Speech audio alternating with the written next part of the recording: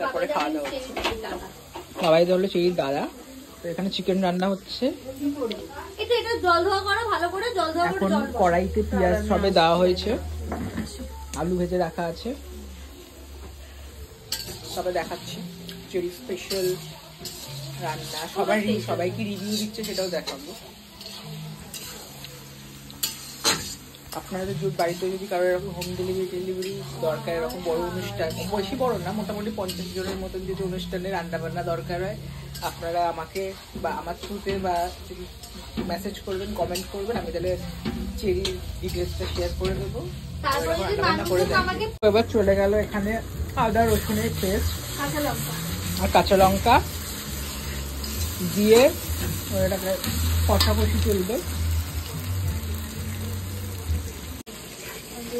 এখানে পড়ে গেছে হলো আদা রসুন পেস্ট খেতে লেগেছিল, তারপরে গেছে টমেটো আর জিরে সাজিয়ে আর গোলমরিচ।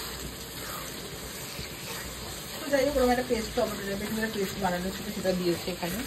তার মধ্যে দিয়েছে হলো ওই সমস্ত যে ড্রাই মশলাগুলো আছে সেগুলোকে জলে গুলো দিয়ে দিয়েছে, লঙ্কার গুঁড়ো, ধনে গুঁড়ো, জিরে গুঁড়ো, হলুদ গুঁড়ো দিয়ে এখন সো এখানে ফাইনালি মাংস দেওয়া হয়ে গেছে।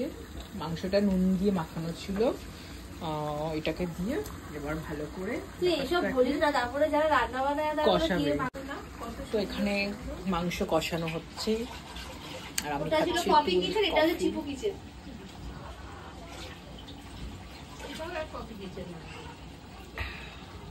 ঠান্ডার সময় কফি খেতে পারো।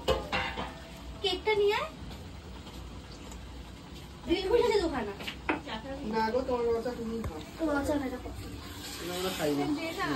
জন্মদিনটা হলো এর। তো আমাদের ফাইনালি এখানে কেক কেনা হয়ে গেছে।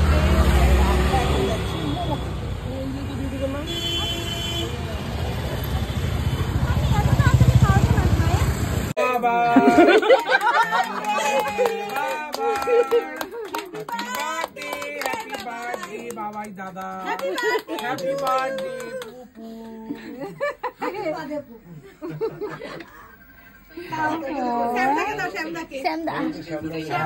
শ্যামের টোকা তুই শ্যামটাকে দে।